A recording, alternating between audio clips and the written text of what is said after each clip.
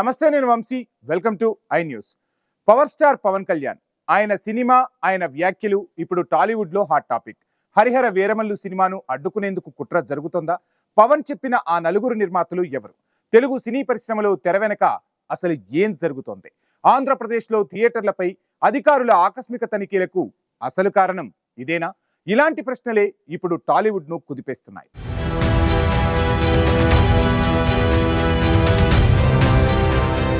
తెలుగు సినీ పరిశ్రమలో ఇటీవల జరిగిన పరిణామాలు అనేక అనుమానాలకు దారితీస్తున్నాయి. ముఖ్యంగా థియేటర్ల బంద్ వ్యవహారం, ఆపై పవన్ కళ్యాణ్ చేసిన సంచలన వ్యాఖ్యలు టాలీవుడ్ లో ఒక అగ్ని పర్వతాన్ని రాజేశాయి. హరిహర వీరమల్లు సినిమాను అడ్డుకోవడానికి కుట్ర జరుగుతోందంటూ పవన్ అభిమానులు పెద్ద ఎత్తున ఆరోపణలు చేసిన విషయం తెలిసిందే.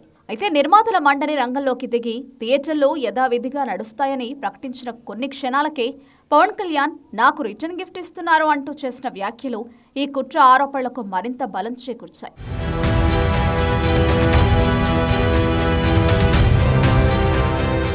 సినిమా ఇండస్ట్రీ గౌరవ మర్యాదలు కాపాడేందుకు తాము ప్రయత్నిస్తుంటే వాళ్లు మాత్రం తనకు రిటర్న్ గిఫ్ట్స్ ఇస్తున్నారంటూ పవన్ ఘాటుగా స్పందించారు. అంతేకాదు, ఆ రిటర్న్ గిఫ్ట్ ను స్వీకరిస్తానని, ఇకపై వ్యక్తిగత సంప్రదింపులు ఉండవని, ఆయా సంఘాల ప్రతినిధులే రావాలంటూ తేల్చి చెప్పారు. ఈ కామెంట్లు సినీ రాజకీయ వర్గాల్లో పెద్ద దుమారం రేపాయి. పవన్ కళ్యాణ్ కు రిటర్న్ గిఫ్ట్ ఇవ్వాల్సిన అవసరం ఎవరికుంది అనే చర్చ మొదలైంది. నిర్మాతల మండలి ఒక సినిమాను ఆపేందుకు థియేటర్లు బంద్ చేస్తున్నారని చెప్పడాన్ని ఖండించినప్పటికీ పవన్ కళ్యాణ్ వ్యాఖ్యలు పరోక్షంగా వీరమల్లు సినిమాను ఆపడానికే ఇలా చేశారని సూచిస్తున్నాయి.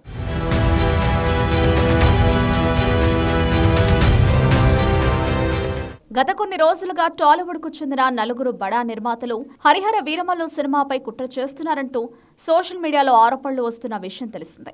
పవన్ చేసిన వ్యాఖ్యలు ఆరోపణలకు మరింత ఆజ్యం పోశాయి. నిజంగానే వీరమల్లు సినిమాపై కుట్ర జరిగిందా? పవన్ కళ్యాణ్ మీద అంత కక్ష ఎవరికి ఉంటుంది అనే ప్రశ్నలు మొదలయ్యాయి. ఇదిలా ఉంటే ఇటీవల దిల్ రాజు, అల్లు అరవింద్లు వేరువేరుగా ప్రెస్ మీట్లు పెట్టి పవన్ చెప్పిన నిర్మాతలలో మేము లేము అని చెప్పుకునే ప్రయత్నం చేశారు.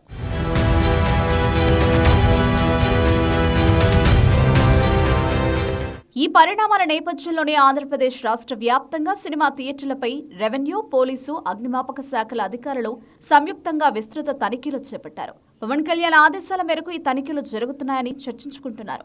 రాష్ట్రంలోని 1300కు పైగా థియేటర్లలో ప్రేక్షకులకు అందుబాటులో ఉన్న వసతులు, శుభ్రత, ఆహార పదార్థాల ధరలు, ఫైర్ సేఫ్టీ వంటి 32 అంశాలపై అధికారులు పరిశీలన చేస్తున్నారు. ముఖ్యంగా థియేటర్లలో పాప్కార్న్ సహా ఇతర తినుబండారాలు, కూల్ డ్రింక్స్, చివరకు వాటర్ బాటిల్ ధరలు భారీగా ఉండడంపై పవన్ కళ్యాణ్ ఆందోళన వ్యక్తం చేశారు. వీటిపై విచారణ జరిపి ధరల నియంత్రణ చేపట్టాలని అధికారులను ఆదేశించారు.